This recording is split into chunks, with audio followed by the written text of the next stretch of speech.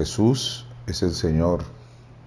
Damos gracias a Dios por darnos una vez más esta oportunidad de estar reunidos en su nombre.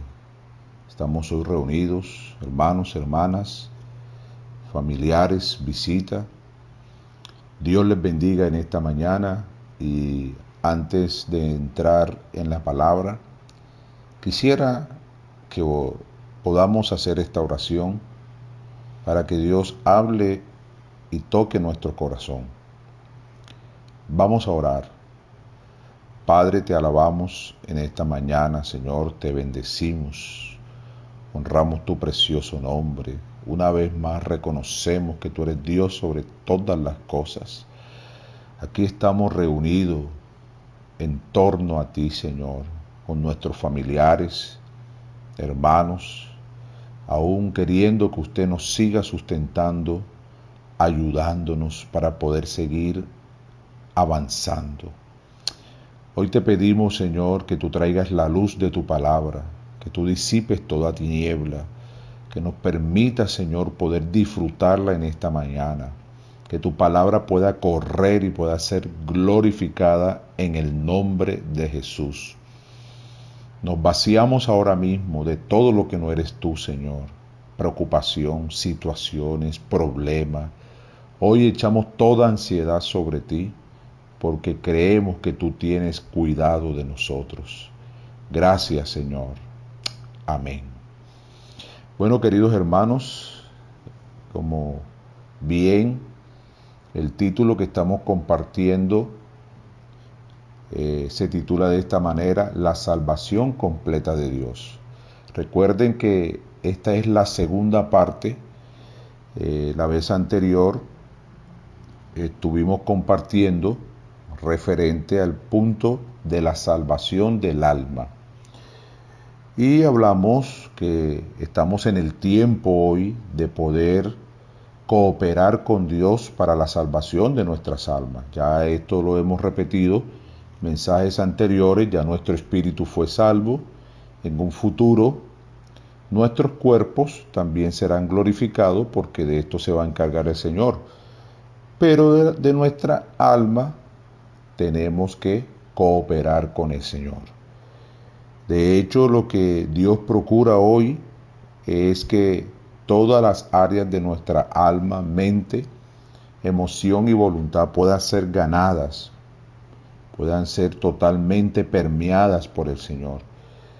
Y estuvimos también hablando, mensaje anterior, los peligros del lado bueno de la vida del alma. Recuerden que por causa de la caída, el pecado entró en nosotros. Nuestro espíritu fue amortecido. Nuestra alma se independizó de Dios y ella tiene su propia vida. Y nuestros cuerpos entraron en corrupción. Como estamos tocando y estamos dando énfasis a la salvación del alma, que es hoy, querido hermano, usted y yo tenemos que ganar la conciencia que hoy tenemos que cooperar para que nuestras almas puedan ser ganadas por completo. Y recuerde que estuvimos hablando que nuestra vida del alma tiene, ¿verdad?, dos lados. Un lado negativo y un lado, por decirlo así, positivo, o el lado bueno y el lado malo. Ya nosotros hemos identificado muchas veces el lado malo de la vida del alma, como por ejemplo perder la calma, ser impaciente, el criticar a los demás. Eso hace parte del lado malo de la vida del alma. Pero cuán difícil es identificar el lado bueno de la vida del alma, porque ésta se confunde con nuestro vivir espiritual. ¿Cómo se manifiesta el lado bueno? Siempre que apreciamos lo que hacemos bien, nuestro comportamiento refinado, la dedicación en agradar a Dios, la preocupación por las almas. Este lado bueno es el que nosotros aún no identificamos porque se confunde con la parte espiritual. Entonces, a esto es que Dios nos ha traído su palabra para que nosotros podamos ser iluminados. O sea, ya muchas cosas la hablamos en el mensaje anterior, la primera parte, y hoy mencionamos algunos ejemplos. El primer ejemplo fue Lucero. Hablamos de que Dios lo dotó con muchos dones para que él pudiera servir a Dios. Pero todo eso que Dios dio y la sabiduría y la hermosura hicieron que el orgullo brotara en su corazón y se corrompió. A la luz de la palabra vimos que el haber recibido de Dios toda esta capacidad para servirlo, Lucero se creyó muy capaz al punto de concebir la idea de tener un gobierno paralelo al de Dios. Bueno, ya todo eso lo explicamos en el mensaje anterior. También colocamos un ejemplo de la importancia cuando Dios creó al hombre y la caída de Eva. Entonces nosotros necesitamos avanzar en esta segunda parte de este mensaje. Seguimos viendo la salvación del alma, seguimos tocando el mismo punto, los peligros del lado bueno del alma, que esa es la parte que hoy quiere Dios descubrir para que nosotros podamos realmente cooperar con Dios. Entonces quisiera hacer énfasis en algunos versículos importantes. Quisiera que vayamos a la palabra de Dios en Génesis capítulo 2, versículo 9. Quiero que me acompañen a leer esta porción de la Biblia porque es muy importante que tengamos presente estos versículos. Son muy importantes. Génesis 2, 9. Y dice de esta manera: y Jehová Dios hizo nacer de la tierra todo árbol delicioso a la vista y bueno para comer, también el árbol de la vida en medio del huerto y el árbol de la ciencia del bien y del mal. Fíjese que Dios ya estaba aquí a través de su palabra advirtiendo que Dios creó muchos árboles, pero principalmente dos: el árbol de la vida y el árbol de la ciencia del bien y del mal. Y quiero también que podamos leer allí mismo en el capítulo 2, versículo 16 y versículo 17. Hermanos, estemos muy atentos a la palabra. Estemos muy atentos. El versículo 16 dice: y mandó Jehová Dios al hombre diciendo: de todo árbol del huerto podrás comer. Mire la orden que Dios dio para Adán y Eva.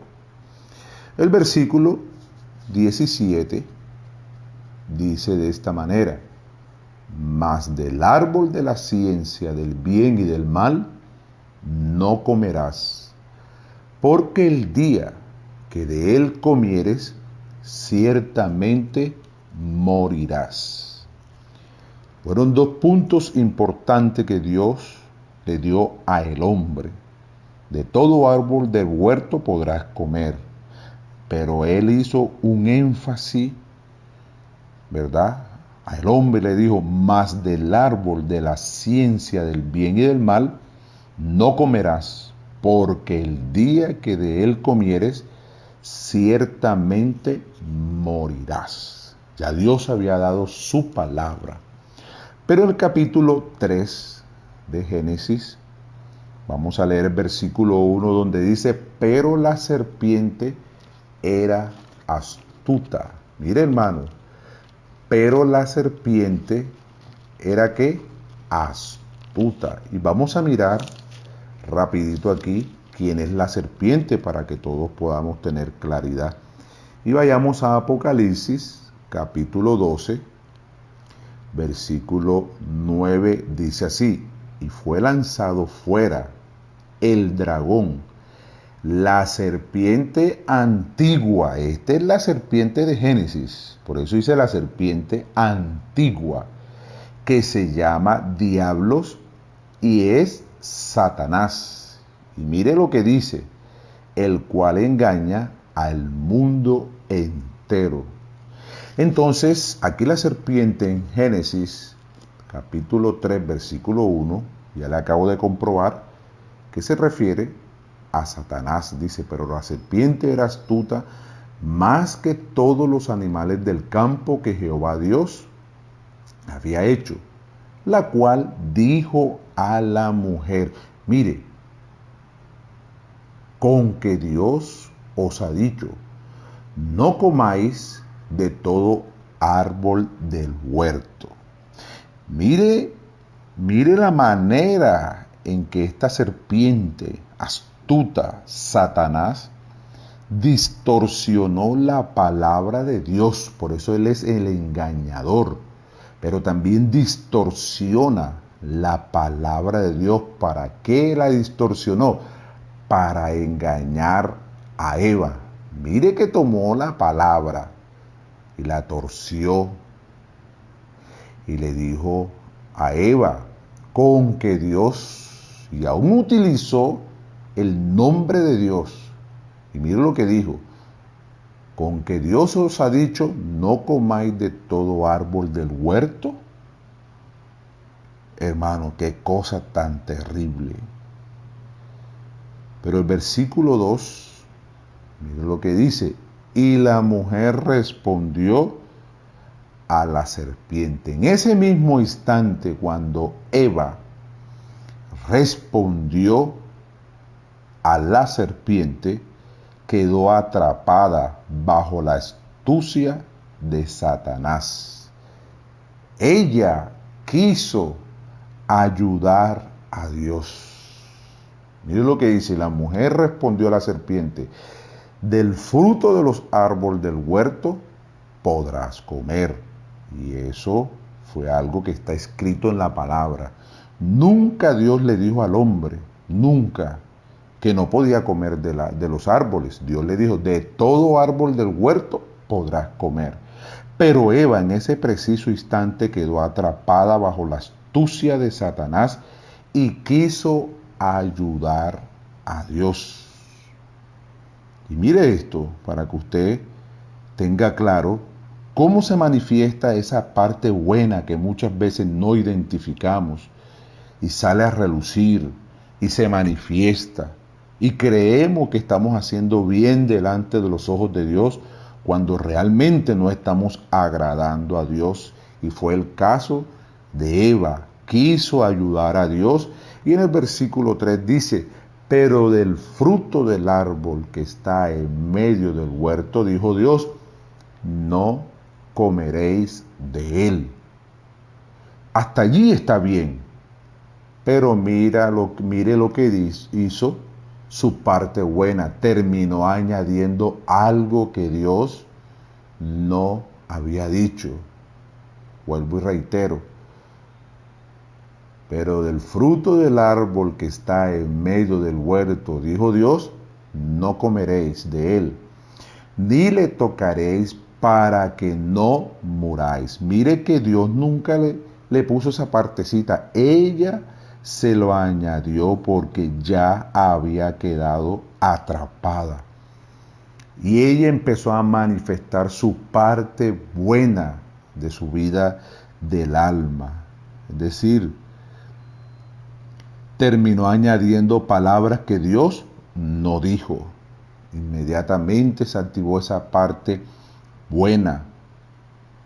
El versículo 4 dice, entonces la serpiente le dijo a la mujer, mire, versículo 4, no moriréis. Uy, esto sí es el engaño más grande. Eva bajo la mentira, porque ya es un engaño, aquí hay mentira. Bajo la mentira, el engaño y la astucia de Satanás, empezó a dudar de la palabra de Dios que él había dicho. Mire, hermano, él había dicho. Y a través de esto fue que el pecado entró en el hombre y el hombre cayó y el hombre aún entró en muerte. Y una vez que el hombre entró en muerte en el pecado, como dice el versículo del 6 al 8, y vio la mujer que el árbol era bueno para comer y que era agradable a los ojos, árbol codiciable para alcanzar sabiduría, y tomó de su fruto y comió, y dio también a su marido, el cual comió así como ella. Y el 7 dice, entonces fueron abiertos los ojos de ambos. Mire, hermano, fueron abiertos los ojos de ambos. ¿Por qué? Porque algo extraño entró en ellos. La manera en que el enemigo sedujo para que el hombre entrara en pecado, comiera del fruto que dijo Dios que no comiera. Mire, hermano, esto dañó por completo el ser del hombre. Entonces, fíjese que sus ojos fueron abiertos. Y yo quería resaltar un punto muy importante aquí que dice en el versículo 5.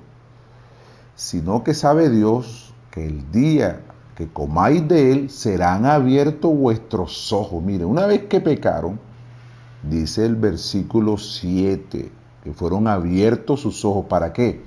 Mire de qué manera fue engañado. Y seréis como Dios, sabiendo el bien y el mal. Eso fue lo que entró en nosotros, el pecado. Y el alma llegó a tener su propia vida, la vida del alma.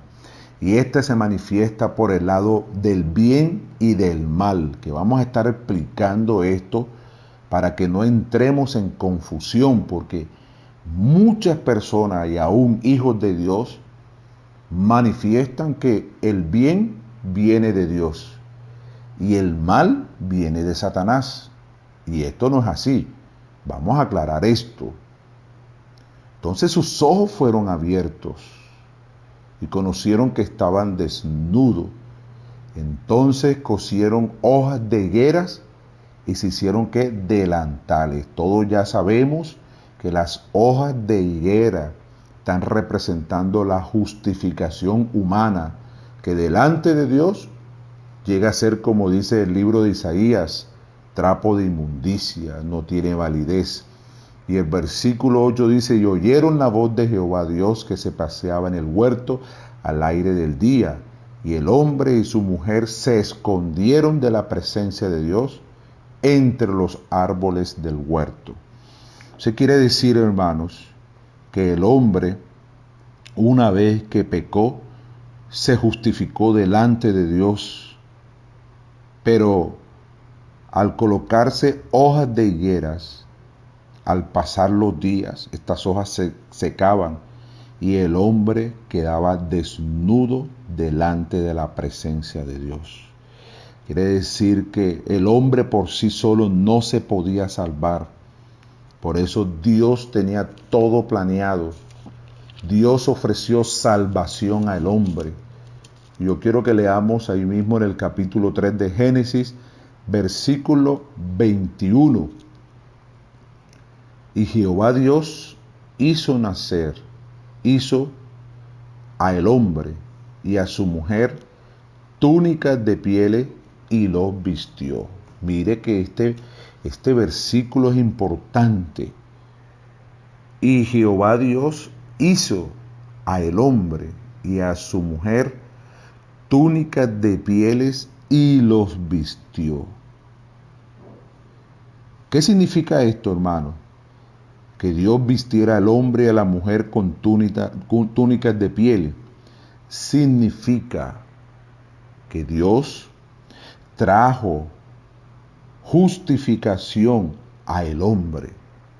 Estas túnicas de pieles, ¿verdad?, con que Dios vistió al hombre, tuvo que haber un sacrificio.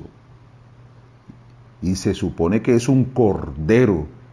Y esto está hablando de lo que el Señor vendría a hacer por nosotros en la cruz del Calvario.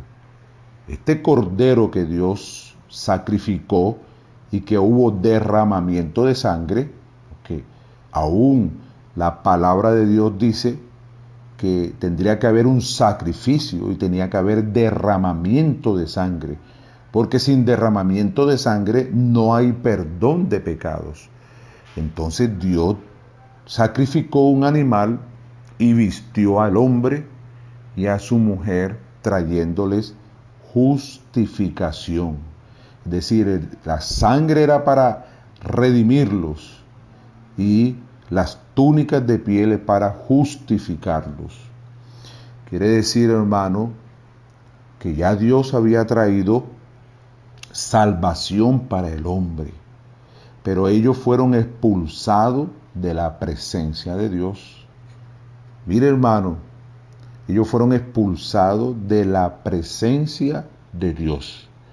Entonces fíjese que,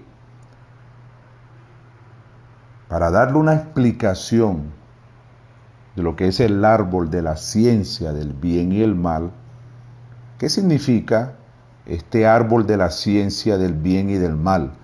¿Significa correcto o equivocado? O también significa cierto o errado.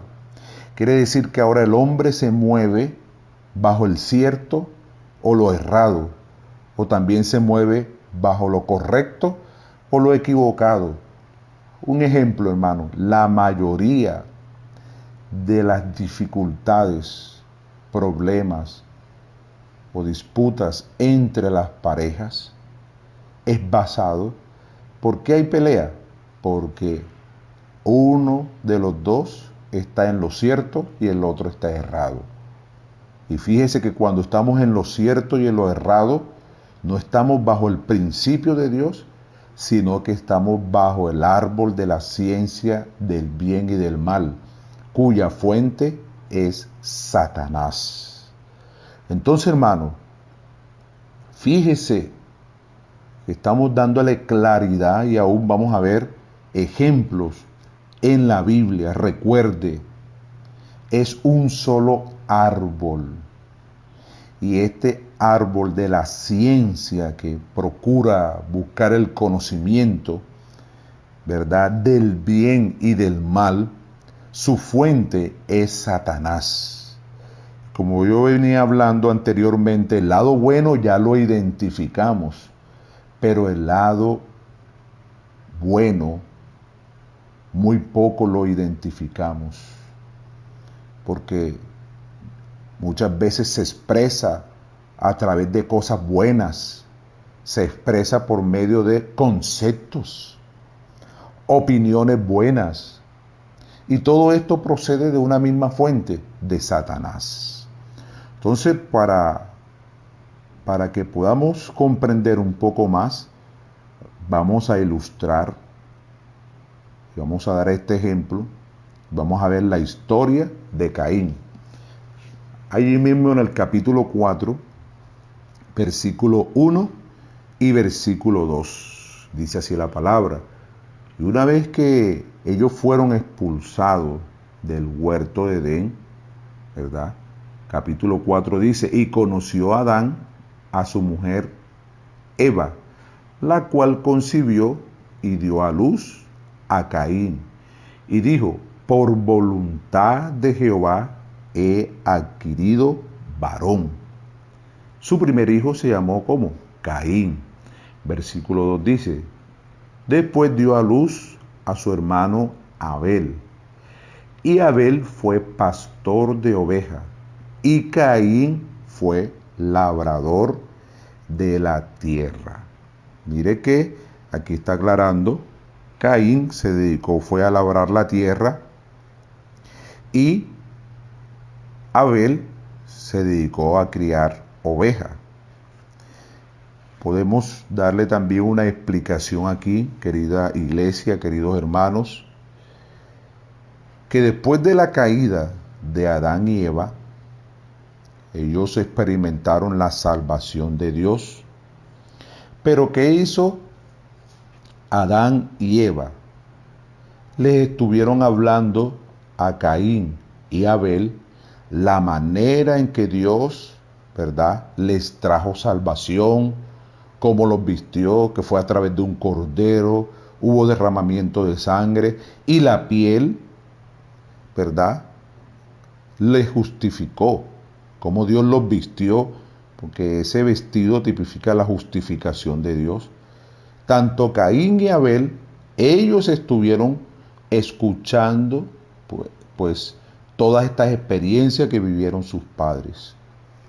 Pero el versículo 3 dice, y aconteció que andando el tiempo, que Caín trajo del fruto de la tierra una ofrenda a Jehová. Y el versículo 4 dice, y Abel trajo también de los primogénitos de sus ovejas, de los más gordos de ellas. Pero aquí hay algo que debemos resaltar. Y miró Jehová con agrado a Abel. Mire que Dios tiene en cuenta primeramente la persona, con qué actitud presentamos esta ofrenda delante del Señor. Recuerde, primeramente Dios ve a la persona y también dice, y a su ofrenda. Bueno, hermano, aquí queremos también dar una claridad de todas las cosas porque muchos hoy no entienden la actitud de Dios. Piensa que Dios fue duro con Caín y que fue injusto porque ambos presentaron lo mejor. Si Caín era labrador de la tierra, presentó lo mejor de la tierra a Dios. Y como Abel era pastor de ovejas, cuidaba las ovejas, él presentó lo mejor de sus ovejas. Pero las personas no logran comprender por qué Dios rechazó, ¿verdad?, la ofrenda de Caín. Y aquí es donde vamos a traer bastante claridad y tiene que ver mucho con el tema que estamos viendo, los peligros del lado bueno de la vida del alma. ¿Por qué Dios rechazó la ofrenda de Caín? Y dice aquí, y miró con agrado la ofrenda de Abel, ¿verdad? Miró con agrado a Abel y su ofrenda. Y vamos a ver aquí, mire, como digamos primer punto aquí, ¿por qué Dios no aceptó la ofrenda de Caín? Porque Caín utilizó su capacidad natural para agradar a Dios, pues le era más conveniente labrar la tierra por causa de su propia necesidad y así traer el fruto al Señor, es decir, tenía su sustento, pero también podía ofrecer un sacrificio a Dios. Hermanos, Abel ganó la experiencia de cómo agradar a Dios. ¿Sabe una cosa? Que Abel, una vez que escuchó de sus padres la manera en que Dios salvó a sus padres, él pudo tomar este ejemplo y pudo ver que la única manera de agradar a Dios era a través de los sacrificios. Por eso él siguió y tomó fue la manera de Dios. Hermanos, esto es un asunto de que uno tiene que agradar a Dios, pero dependiendo de Dios. No dependiendo de nuestra propia necesidad como lo hizo Caín. No miremos simplemente por nuestra necesidad. Caín vio su sustento y vio que también le podía ofrecer algo del fruto de la tierra a Dios. Entonces vemos un punto, hermano, que para agradar a Dios necesitamos depender de Dios. Necesitamos depender de Dios. Por eso, Dios no aceptó la ofrenda de Caín. Y vamos a verlo también aquí en el capítulo 3, versículo 17, porque yo quiero que lo busquemos, para que no caigamos en el error de estar diciendo de que Dios es injusto porque Caín presentó lo mejor y no lo aceptó. Ya vamos a ver porque la Biblia se explica a ella misma.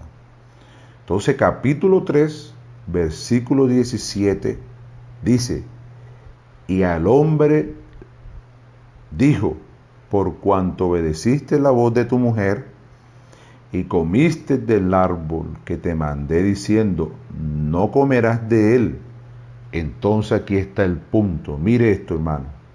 Maldita será la tierra por su causa. ¿Qué ofreció Caín a Abel? ¿Qué le ofreció Caín a Dios? Algo de la tierra. Y esa no era la manera de agradar a Dios. La manera de agradar a Dios era a través de los sacrificios. En pocas palabras, lo que presentó Caín a Dios fue algo que ya estaba maldito.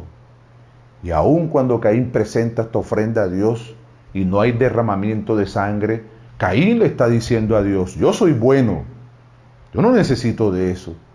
Y hermano, déjeme decirle que la Biblia es clara y dice, sin derramamiento de sangre no hay remisión de pecado. Entonces tenemos que seguir. Ya sabemos entonces que Caín utilizó su parte buena. Él quiso agradar a Dios, ¿verdad? Él quiso agradar a Dios a su propia manera, pero no utilizó la manera de Dios. ¿Qué principio aprendemos aquí, hermanos? Que para agradar a Dios necesitamos depender de Dios. Hoy podemos agradar a Dios a través de Cristo, que Él es nuestro Cordero. Y como dice Juan 14, que yo soy el camino, la verdad y la vida. Nadie viene al Padre sino por mí. Y hoy tenemos a Cristo, pero necesitamos depender de Dios en todas las cosas. ¿Qué punto también podemos ganar aquí? Que Caín actuaba por el árbol del conocimiento del bien y del mal del lado bueno. Y déjeme decirle, hermano, Dios no acepta nada que venga de esta fuente.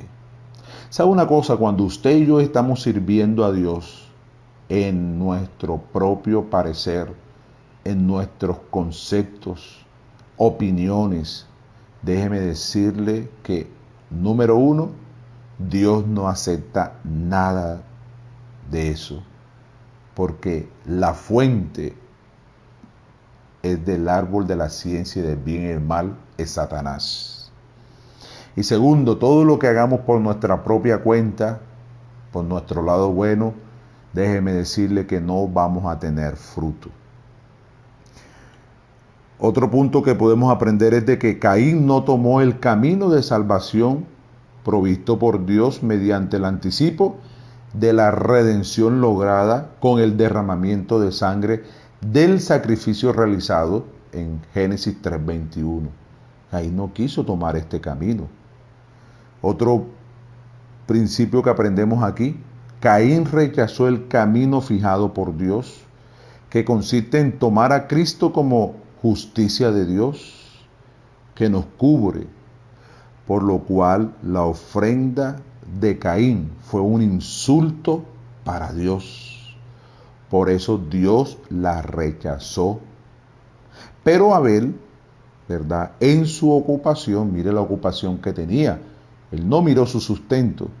Él estaba viendo la manera de agradar a Dios. Mire, hermano, yo no sé qué estamos viendo hoy, pero solamente hay una sola manera de agradar a Dios y es a través de Cristo.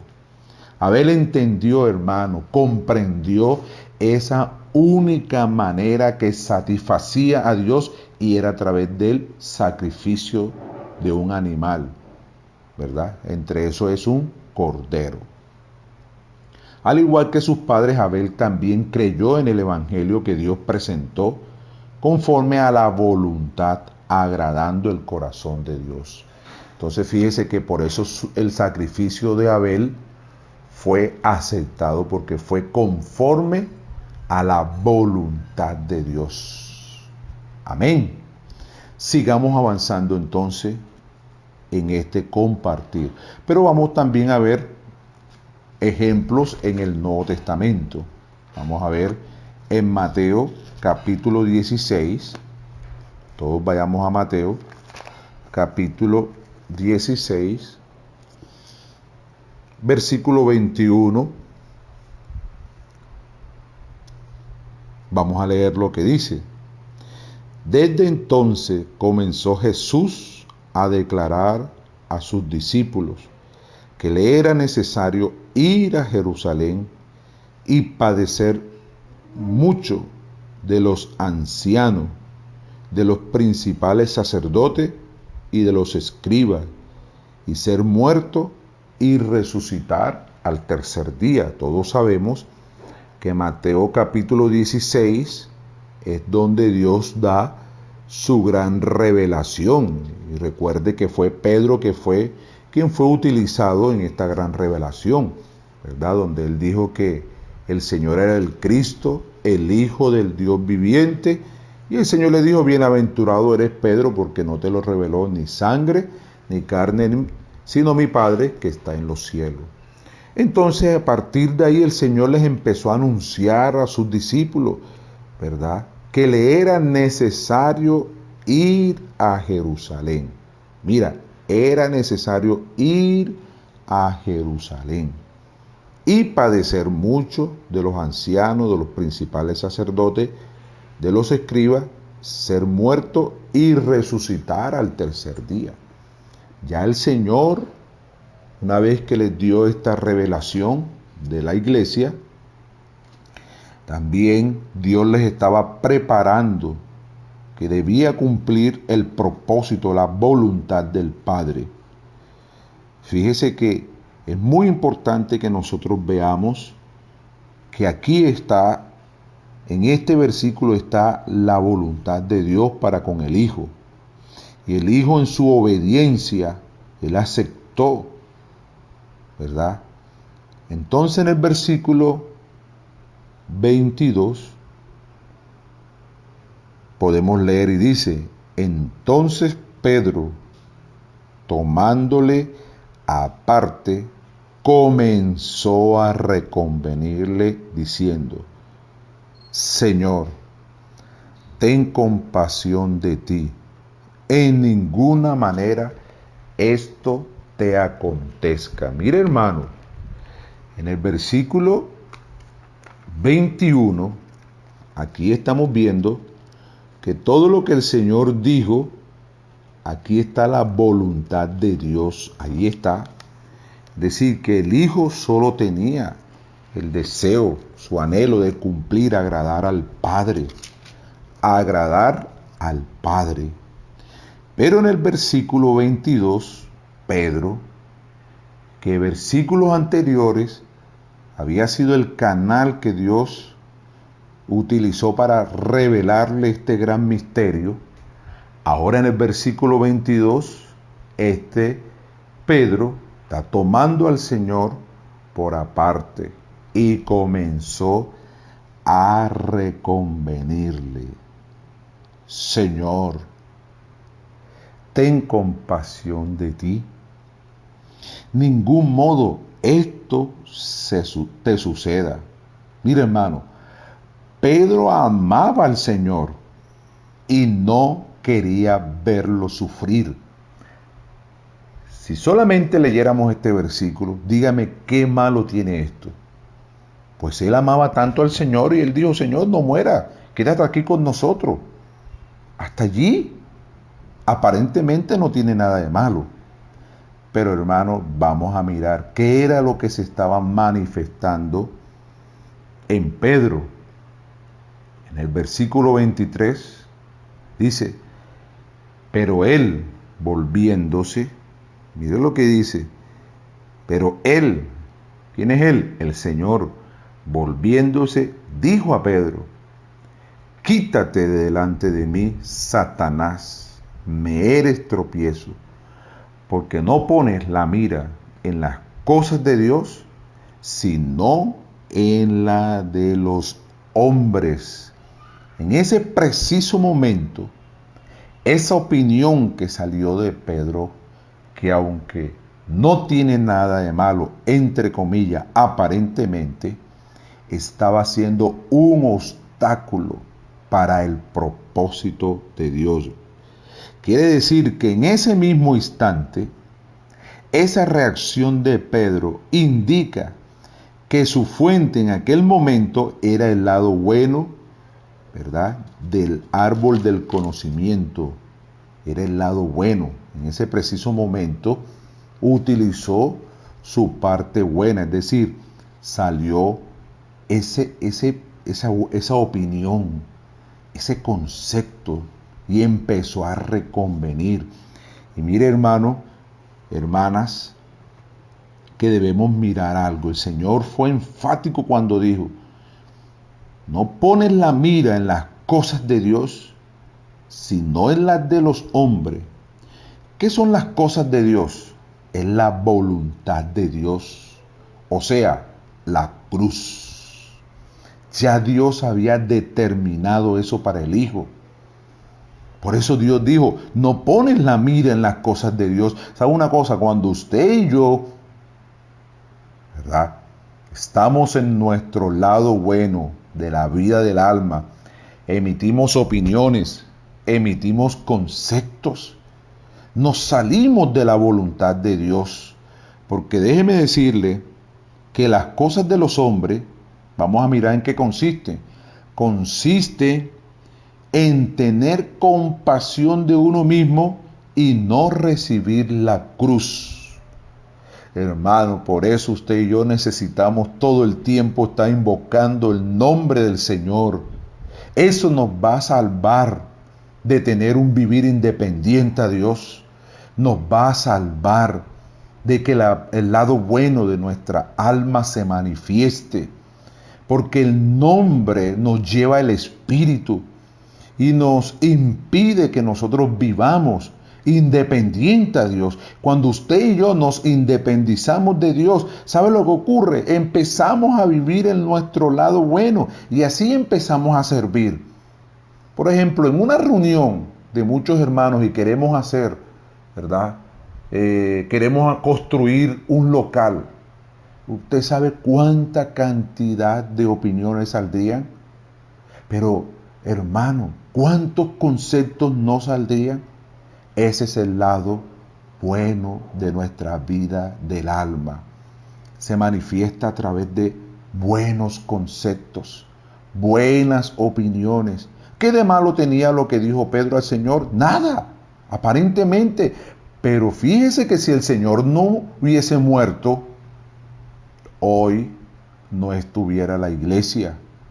Hoy no estuviéramos gozando de la salvación. Entonces, hermano, ¿qué son las cosas de los hombres? Hermano, consiste en tener compasión. Ay, hermano, mire lo que te está pasando. Pobrecito. Uy, hermano, no permita eso. No permita eso. La cruz da muerte a nuestra vida del alma. Recuerde eso. Entonces, queridos hermanos, lo que Dios deseaba, lo que el Señor deseaba, era la voluntad de Dios. Eso es importante. Lo que el Señor deseaba era la voluntad de Dios. Por eso Él respondió: quítate de delante de mí, Satanás, porque me eres tropiezo cada vez que usted y yo, hermano, estamos en nuestro lado bueno del alma, emitiendo conceptos, opiniones, está la manifestación de Satanás en nosotros.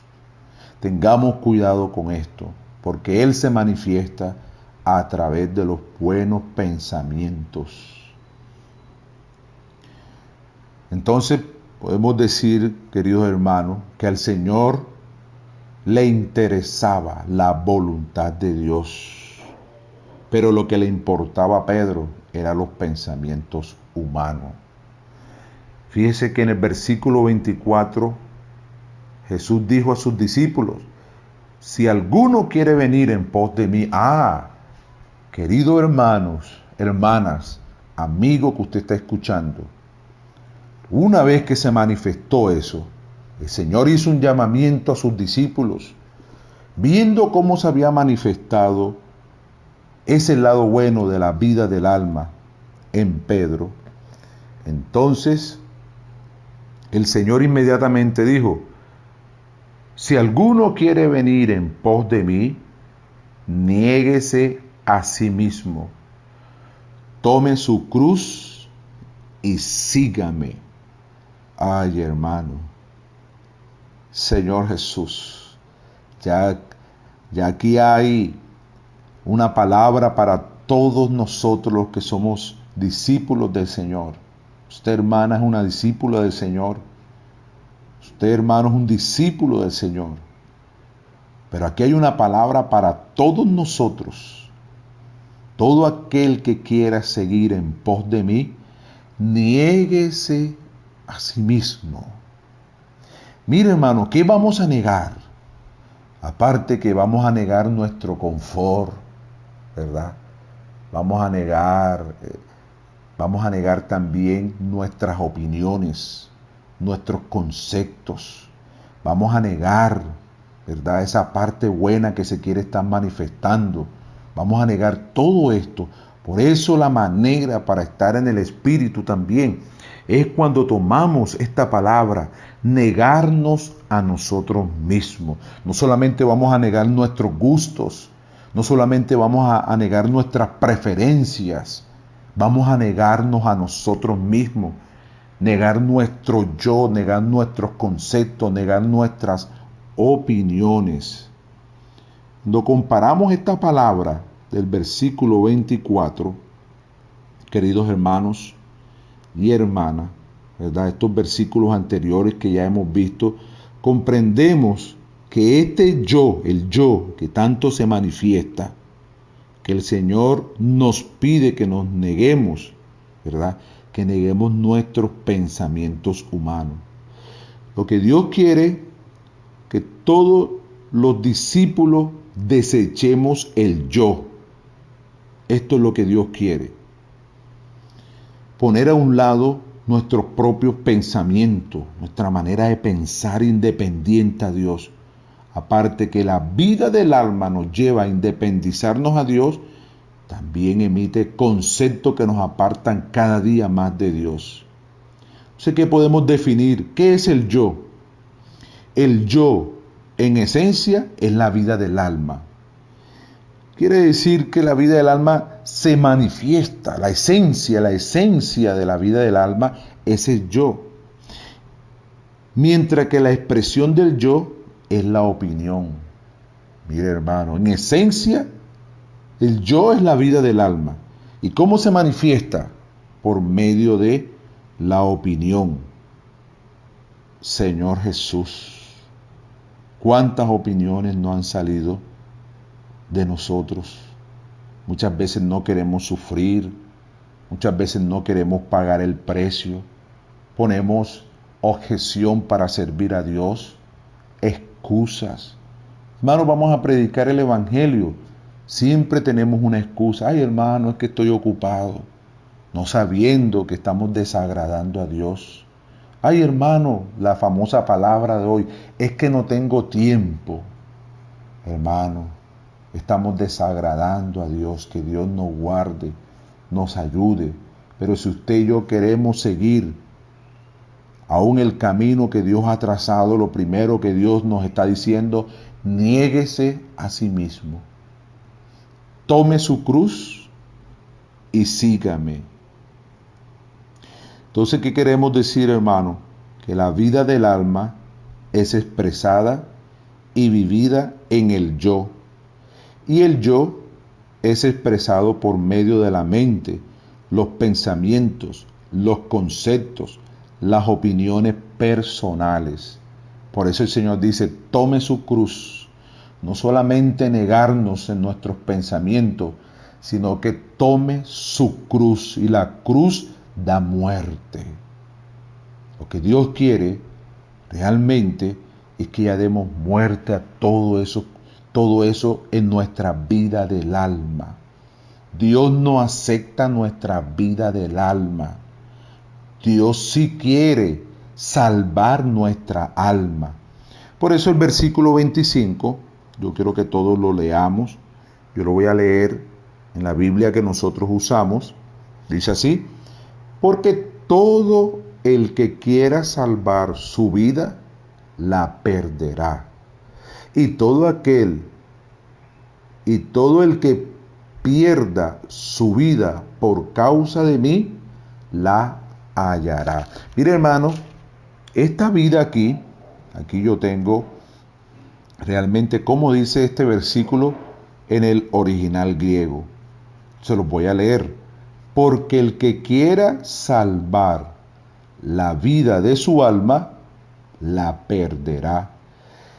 Y el que la pierda por causa de mí, la hallará.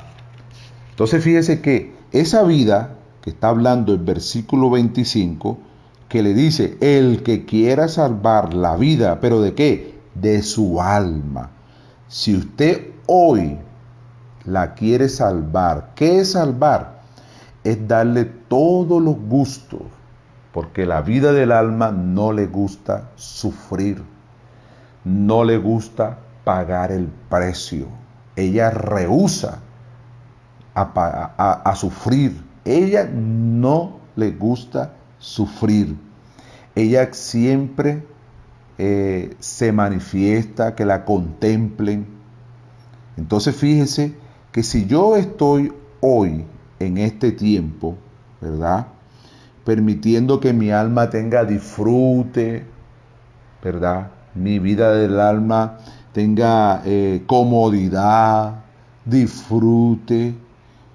Cuando venga el reino venidero, no voy a reinar con el Señor, como dice aquí, porque el que quiera salvar la vida de su alma, ¿qué? La perderá. Es decir, voy a perder el derecho, el privilegio de poder reinar en el mundo venidero. Y el que la pierda hoy, ¿qué es perderla hoy? Pagar el precio. Fíjese, hermano, que aun cuando servimos, pagamos el precio.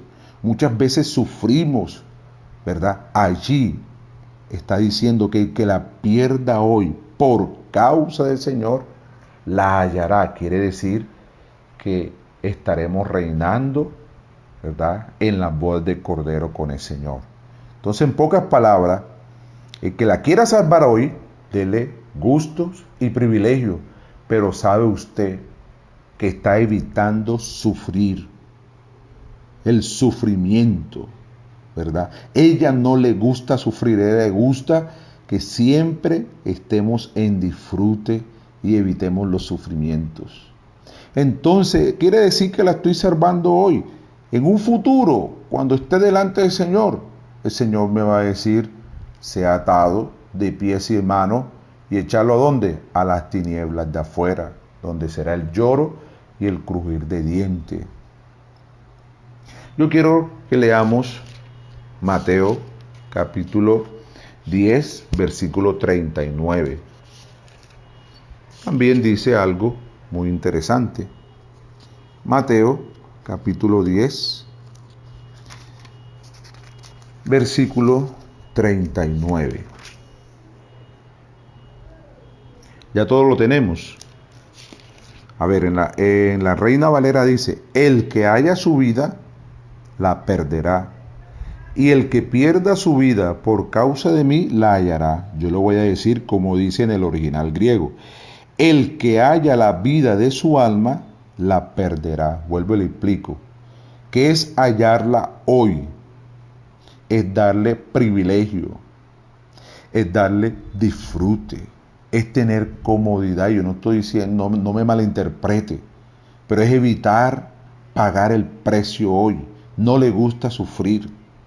Por eso nosotros, queridos hermanos, si hoy estamos dando disfrute, confort, comodidad a nuestra alma, ¿sabe una cosa? La vamos a perder cuando el Señor venga. Es decir, no vamos a entrar en el disfrute del reino. Pero dice, y el que la pierda por causa de mí, hoy la hallará. ¿Cuándo? Cuando el Señor nos diga: buen siervo fiel, en lo poco fuiste fiel, en lo mucho te pondré, entra en el gozo de tu Señor. Entonces, hermanos, ¿qué es perder la vida del alma? Es hacer, hermano, perder el disfrute y por ende el alma sufra. Entonces vamos a ver un tercer ejemplo y último. Ya vimos el ejemplo de Caín, vimos el ejemplo de Pedro, pero vamos a ver un ejemplo ahora que nos va a ayudar, porque nunca el Señor nos manda a hacer algo sin que primeramente Él ya lo haya practicado, ya lo haya vivido, ¿cierto? Y vamos a ver este ejemplo. Jesús es nuestro modelo. Mira, hermano, Él es nuestro modelo a seguir en negarse a sí mismo. Mientras estuvo en la tierra como hombre, mire, hermano, nunca usó hacer nada que partiera de sí mismo. No, nunca. Y lo vamos a ver en la palabra, en Juan capítulo 5, versículo 19. Todos vayamos a Juan capítulo 5, versículo 19. Y dice así, de esta manera, hermanos, porque fíjese, Él es nuestro modelo a seguir. Y el Señor, mientras que estuvo aquí en la tierra, nunca quiso hacer nada por su propia cuenta. Mire lo que dice Juan 5:19.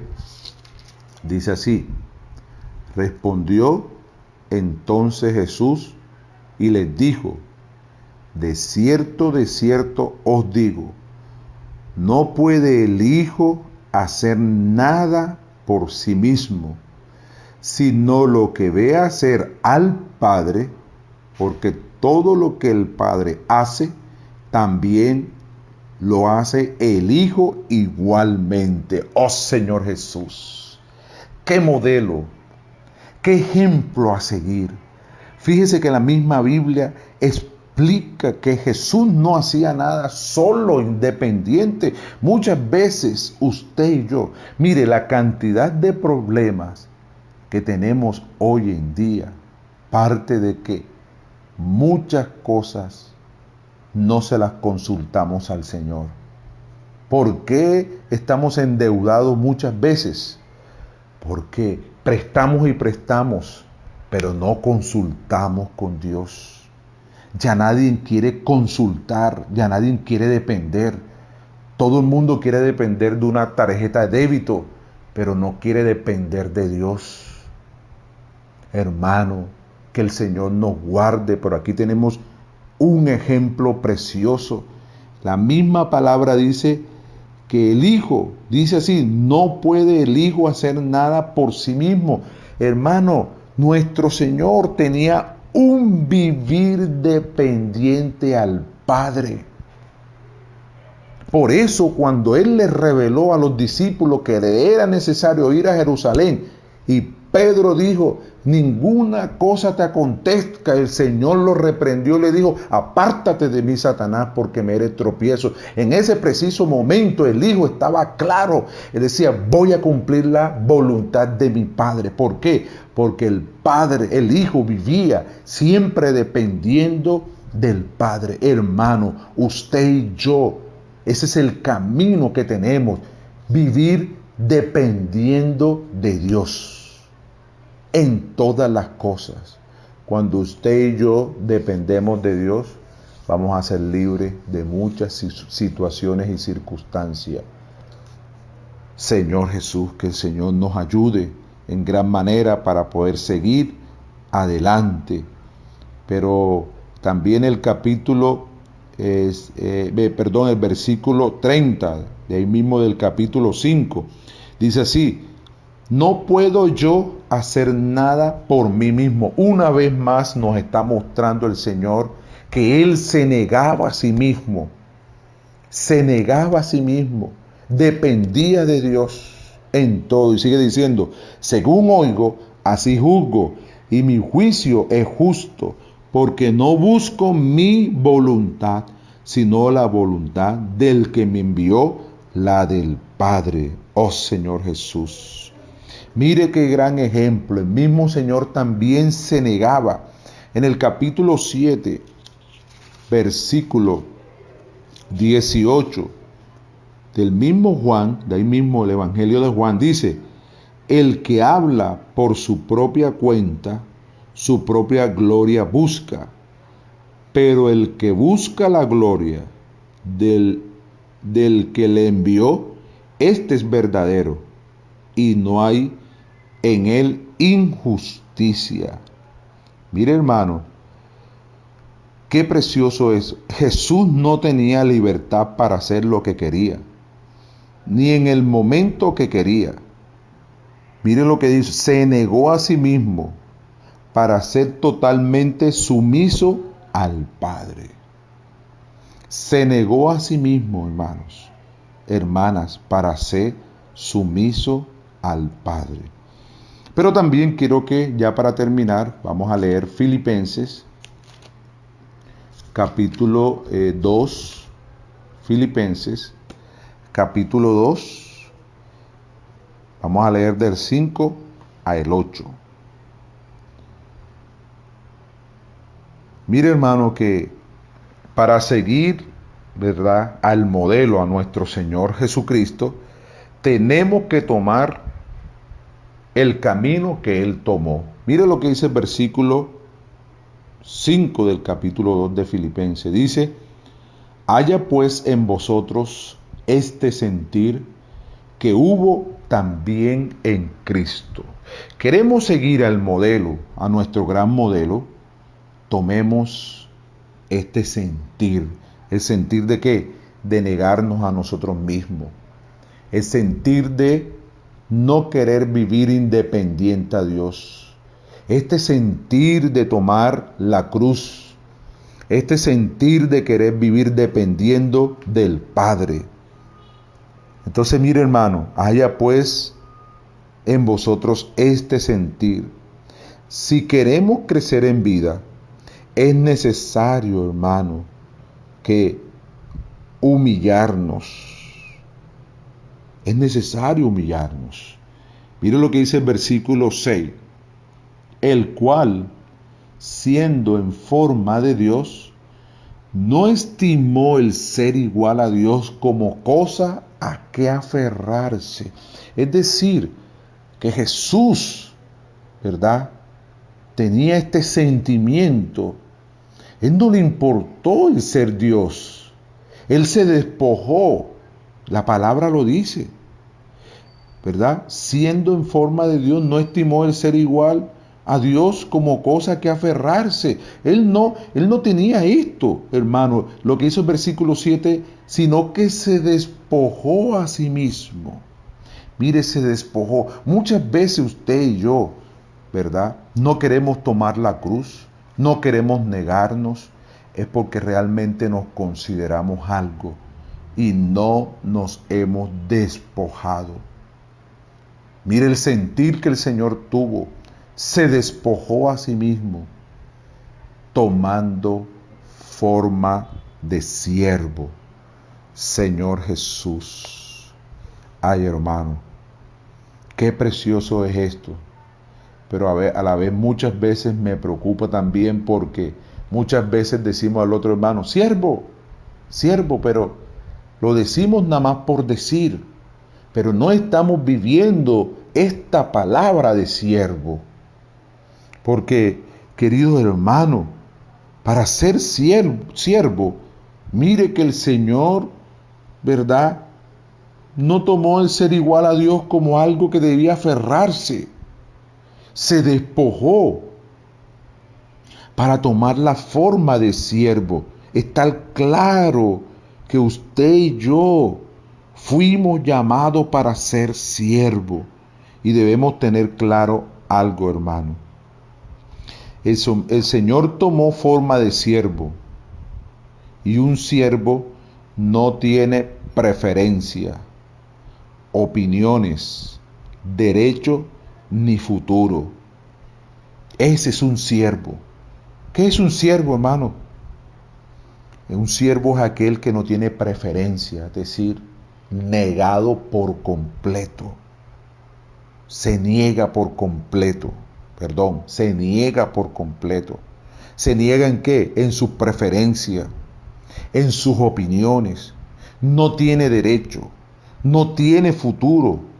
Es decir, que un siervo sabe hacer solamente una sola cosa: servir a su Señor.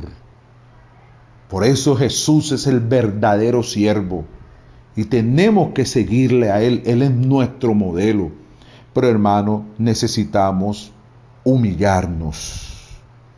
¿Cuánto nos hace falta humillarnos? Todavía hay ego, todavía hay prepotencia, todavía hay orgullo. Hay orgullo que Dios quiere tratar. Y muchas veces no servimos a Dios es porque todavía hay muchas cosas en nosotros. Que el Señor nos ayude. Pero el Señor se humilló a sí mismo, haciéndose obediente. Mire, uno que se humilla se hace ¿qué? Obediente. Versículo 8 dice, estando en la condición de hombre, se humilló a sí mismo, haciéndose obediente hasta la muerte y muerte de cruz. Mire que la cruz viene para acabar y matar la vida del alma, todo lo que llega a ser un estorbo para que el Señor hoy pueda en nosotros crecer. La única manera para nosotros crecer es, hermano, humillándonos y tomando el camino de la cruz, para hacer morir nuestro ego y de esta manera podamos ser obedientes para hacer la voluntad de Dios. Y hermano, mire lo precioso que es esto. Mire lo precioso que es. El versículo 9 dice, por lo cual Dios también lo exaltó hasta los sumos. Oh Señor Jesús, Pablo lo dijo, le exaltó hasta los sumos. El Señor se humilló y Dios le exaltó hasta los sumos y le dio un nombre que es sobre todo nombre, para que en el nombre de Jesús se doble toda rodilla de lo que están en los cielos, en la tierra y debajo de la tierra, y toda lengua confiese que Jesucristo es el Señor. Y en esta mañana de victoria confesamos, Jesucristo es el Señor. Jesucristo es el Señor. Ahora diga esto, Jesucristo es mi Señor. Mi Señor. Oh Señor Jesús, Dios lo exaltó hasta los sumos. Qué precioso nombre tenemos hoy, un nombre que es sobre todo nombre. Y por eso dicen en Hechos capítulo 4 versículo 12, pues en ninguno otro hay salvación. Qué nombre precioso. Hermano, hoy el camino es servirle a Dios. Ya no pongamos más obstáculos. Ya no podemos vivir de una manera independiente, ¿verdad? Ya no podemos vivir, hermano, con conceptos, opiniones. Vamos a vivir en el Espíritu. Vamos a tomar el camino que el Señor tomó, negándose a sí mismo, tomando la cruz, humillándonos, siendo obediente. Que el Señor nos ayude. Vamos a prepararnos en este tiempo. Este es el tiempo que Dios nos dio. Si usted hoy simplemente está viviendo una pandemia, yo le digo algo, ya no miremos este tiempo de pandemia. Miremos que este es el tiempo que Dios nos está dando hoy a su pueblo para poder trabajar en nuestra alma. Permitamos que el Señor gane hoy nuestra alma, que el aceite que prefigura el Espíritu Santo sea llenando hoy nuestras vasijas que tipifican el alma, y estar hoy en este tiempo preparado para la venida de nuestro Señor Jesucristo. Que Dios les bendiga grandemente. Que el Señor Jesús sea guardando sus vidas y mi vida, y que podamos comprender que este es el tiempo que hoy Dios nos ha dado, queridos hermanos, iglesia, para prepararnos. No es tiempo de desanimarnos hoy, no es tiempo de estar metidos en nuestros conceptos y opiniones. Es el tiempo que Dios nos ha dado hoy. Hay que aprovecharlo para que nuestras almas puedan ser ganadas, saturadas por el Espíritu. Que Dios les bendiga. Muchas bendiciones, hermanos. Jesús es el Señor.